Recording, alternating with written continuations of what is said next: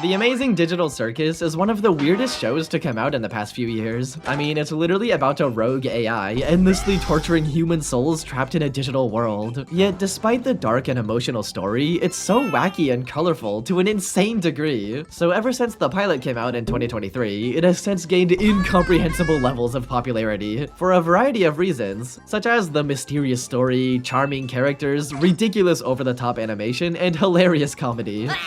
But the wacky, colorful visuals are something I just can't stop thinking about. It's probably the main reason why it blew up so much in the first place, because it's just so recognizable and unique. Ever since I first laid my eyes upon it in episode 1, the digital circus itself has been imprinted into my brain. From the chaotic colors to random floating objects and tubes, this place just doesn't make any sense whatsoever. There's a particular mix of nostalgia, old CGI, and circuses that just doesn't exist anywhere else. Although throughout the entire show, I've always been wondering, why does the circus even look like this? Surely there's more under the surface than just random colors for the sake of random colors. So while everybody else is talking about the plot or whether or not the finale was even good, or just playing as Pomni in Fortnite, because that's somehow a thing now, I just want to explore the Amazing Digital Circus itself, because there's so much more to this place than you may think. So today we'll be taking a look at all the different areas, discovering hidden visual storytelling, and even diving into the various aesthetics that inspired the show itself. Starting out with the massive circus tent that the majority of the show takes place in. Even though it is a circus tent on the outside, it clearly doesn't look like one at all on the inside. Filled to the brim with giant random objects, colorful tubes, floating pieces of sky for some reason, and more. It ends up being an overstimulating mess of meaningless shapes and colors. So the only aesthetic I could really compare it to is Wacky Pomo,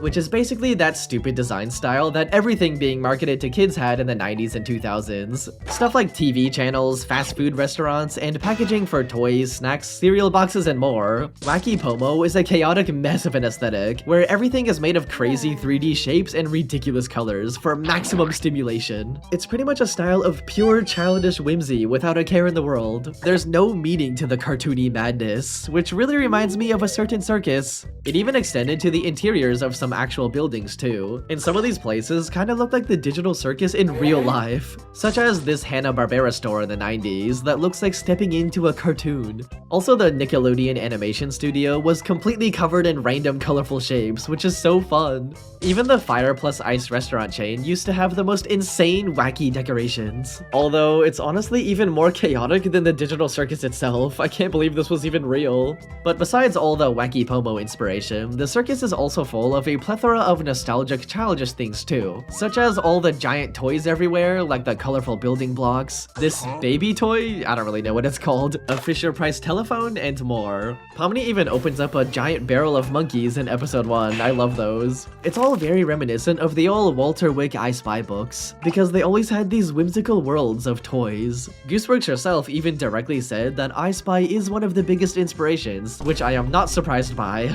There's also a bunch of playground stuff everywhere, like the whole freaking bouncy house next to the stage, which they unfortunately never jump around on. And behind it, there's a big old toy castle, which they do actually visit in the gun episode. And it looks so cool in there. But my favorite part is the massive network of colorful tubes floating around, which kind of reminds me of a McDonald's play place or indoor playgrounds. I love it. And once again in the gun episode, they do actually run around in the tubes, which ends up being so fun and chaotic. And speaking of tubes, they even ride a ridiculous underground tube slide in episode 1. And there's even a secret tube slide in episode 7 that constantly changes between different patterns and colors. It's so mystical, I want to go on it so bad.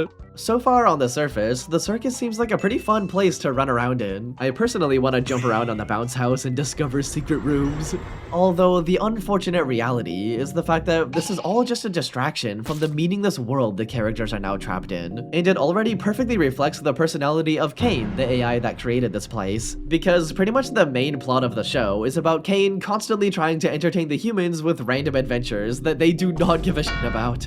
And just by looking at the background, you can already tell that that Caine has a very simple view of entertainment. So he just filled the circus to the brim with random shapes and colors to make it as overstimulating as possible, which kinda just comes off as him not taking the humans seriously, because he literally built a world that actively treats them like children who need to be constantly entertained, even though these are all fully grown adults who were living very serious lives before they got trapped here. I'm not a child, you don't have to hype me up. But the worst part about the circus's design is the fact that the scale of everything is just so massive. Stacks of blocks and toys literally tower over you, to the point where it makes the humans feel small and insignificant. And there's so much empty space between everything of just plain checkerboard floor. Imagine the sheer amount of walking you have to do to get from place to place. What a waste of time. There's only like a handful of areas that are even correctly sized to them at all, such as the hallway with all their bedrooms, and that one spot with a few couches they always hang out on. They also went to this cafe one time on top of a massive spiral staircase that probably takes forever to climb, which is so inconvenient. So no matter how fun and colorful it may look, it actually ends up being really empty and lonely, which honestly encapsulates the entire point of the show. Characters trying to find meaning in this lonely, meaningless world. It all comes together into some really cool visual storytelling about just how arrogant Caine really is as the ringmaster, because he actively designed this place with no consideration for the people that actually live here. He thinks he cares about the humans, but he just doesn't in any way that matters. Any torment I inflict is 100% accidental! And that, combined with all the adventures he constantly forces them to go on, usually ends up driving them to insanity or abstraction.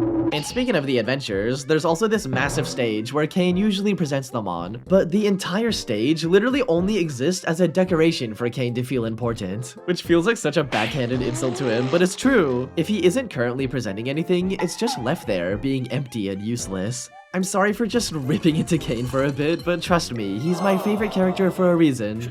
Shut up. Although, now that I think about it, the stage is pretty much the only circus-themed thing in the entire tent. Besides a few character designs like Pomni the Jester, Kaufmo the Clown, and I guess Gangle too, with the red ribbons and comedy mask. Of course, there's a bit more red curtains throughout the area, and you can still see the red and yellow stripes on the walls. It is a circus in spirit because of the whimsical entertainment, but it sure doesn't look like one for some reason. But outside the tent itself, we have the grounds. Drown yourself in the digital lake, or engage in ridery at the digital carnival! And it looks like a Mario 64 Peach's Castle kind of situation, where there's a main central building surrounded by plasticky looking trees and grass, and it sort of just cuts off immediately, which really adds to the fake video gamey feel to the place. Unfortunately, they don't really explore this outside area that much in the actual show though, probably because there's nothing to really do out here. Caine even makes a comment about it, he's so self-conscious. These locations have just kinda been there this whole time.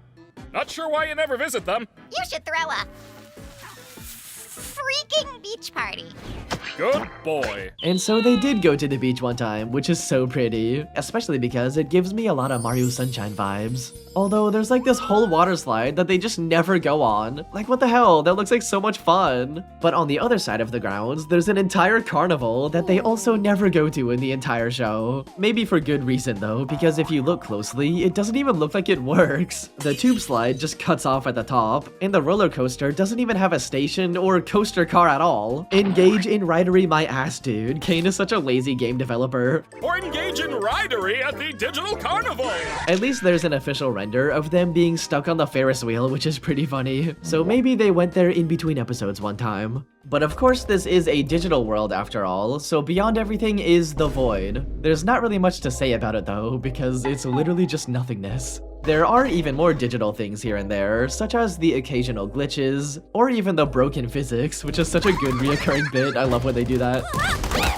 There was even an entire plot point about glitching out of the map and finding a debug room, which was so freaking cool. And finally, there's a cute little main menu screen, like it's a 90s CD-ROM kids game. While all that stuff is obviously inspired by video games, the rest of the digital vibes are actually from 3D rendering. Or more specifically, the very beginning of CGI as a whole. Back in the 80s to 90s, making a 3D render was so new and experimental. So whenever they tried to make anything photorealistic, there would always be so much detail missing to the point where it looks uncanny, mainly due to the basic lighting with harsh shadows and extreme reflections. Plus everything had to be made of very simple shapes and materials, like how this Big Mac looks like it's made of plastic. So usually they would just be making renders of the most absurd and nonsensical realities instead. And eventually a very surreal aesthetic was born out of the technical limitations, which is now known as Silicon Dreams.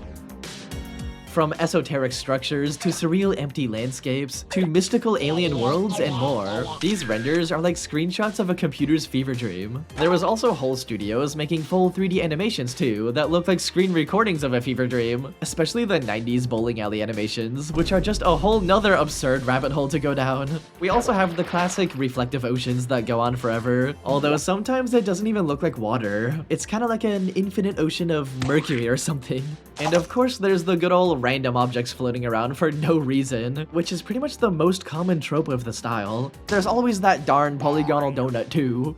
Even though all these renders are pretty terrible by today's standards, there's such a specific uncanny charm to them that I greatly appreciate. And going back to the Amazing Digital Circus, the Silicon Dreams inspiration is very obvious, such as how literally everything is made of very simple shapes and materials. Also the massive shiny checkerboard floor, which is a pretty common pattern in the old 3D renders, mainly because it emphasizes just how 3D everything is. It's also really satisfying to watch it infinitely stretch into the void. But whenever you look up, there's these floating objects of sky for some reason, and I've always been so fixated on these things because they look really weird and cool. Everything else in the circus is so fake, yet these kind of look like windows into the real world. There's also a bunch of old CGI references throughout the entire show, such as when they made their own bowling alley animation one time, which was so funny.